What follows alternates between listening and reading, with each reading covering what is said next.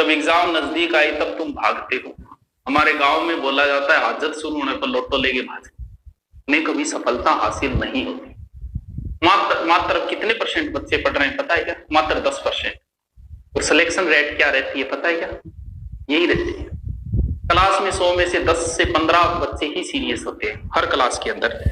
Selection कितने होते हैं पता है क्या? हर क्लास में 100 में से इतने बच्चों का ही सिलेक्शन।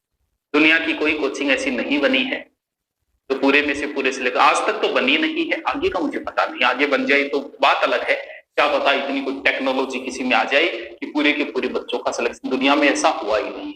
और बात रही भय की, है नरक का द्वार है, प्रेम स्वर्ग का द्वार है। भय दिखा के बहुत कुछ करवाया जा सकता। आज भय नहीं होता तो तुम घर पे नहीं बैठते। भय दिखाना, कई बार बच्चे को भय दिखा के तुम कुछ भी करवा लो।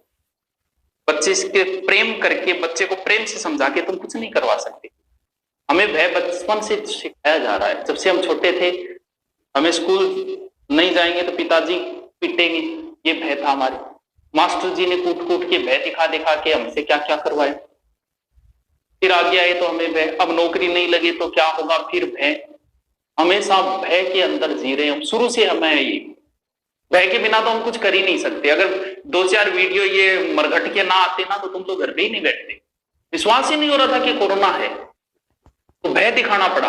हम कहते हैं मीडिया वाले जो दिखा रहे हैं ये गलत है। गलत नहीं है, ये भय दिखाया गया तभी घर पे बैठे हुए ना। लेकिन भय का परिणाम कई बार उल्टा भी होता है। राजनेता भय दिखाते हैं तो जायज बात है, उन्हें सत्ता हासिल करनी है, वो भय दिखाते हैं। कई बार साधु महात्मा भी भय दिखा देते हैं।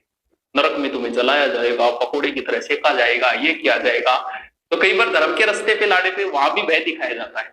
अब आपने देखा कोरोना के अंदर भय के अंदर लोगों को अंदर बिठाया, और जैसे ही लॉकडाउन खुला पूरी पूरी जनता सड़क पे आ गई उस भय से मुक्ति के लिए। प्रेम से समझा के बिठाया होता तो शायद ये परिणाम ना होता, लेकिन हमने भय से बिठाया। तो भय भी कई बार जरूरी है। तो यहाँ पर भय से, भय की वजह से ही तुम बैठे हो, नहीं वरना तो तुम तो बैठते ही नहीं घर पे। तो ये जो भय है, और भय किस चीज का हो रहा है? भय मृत्यु का हो रहा है। तो कितना सौभाग्यशाली है व्यक्ति, आज का व्यक्ति, जिसने अपनी मृत्यु का एहसास किया। वरना लोग तो मर भी जाते हैं, तब भी कभी सोचते नहीं कि मैं कभी मरूंगा। व्यक्ति आगे की नहीं सोच सकता।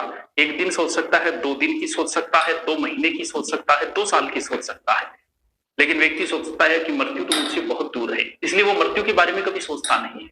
आज जब हमें मृत्यु बहुत नजदीक दिखाई दे रही है, 2 दिन, 4 दिन, 5 दिन, तब हमने मृत्यु के बारे में सोचना शुरू किया है।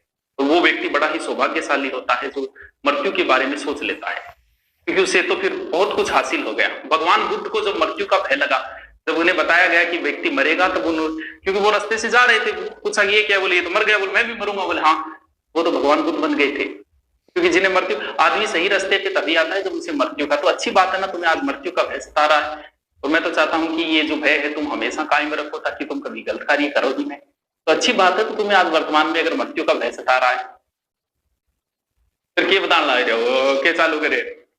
और जिस दिन प्रेम के अंदर मृत्यु का भय भी समाप्त हो जाता है, व्यक्ति प्रेम में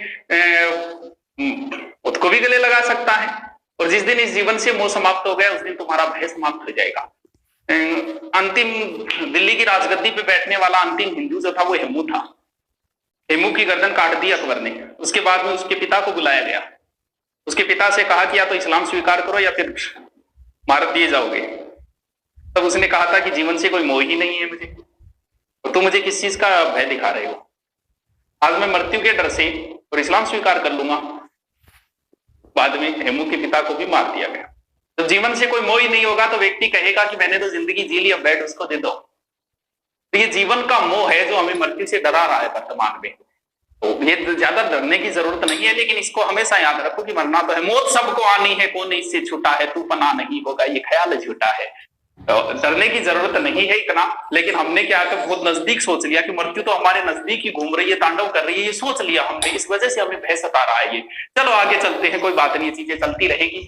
हमें इतना ज्ञान भी नहीं देना चाहिए।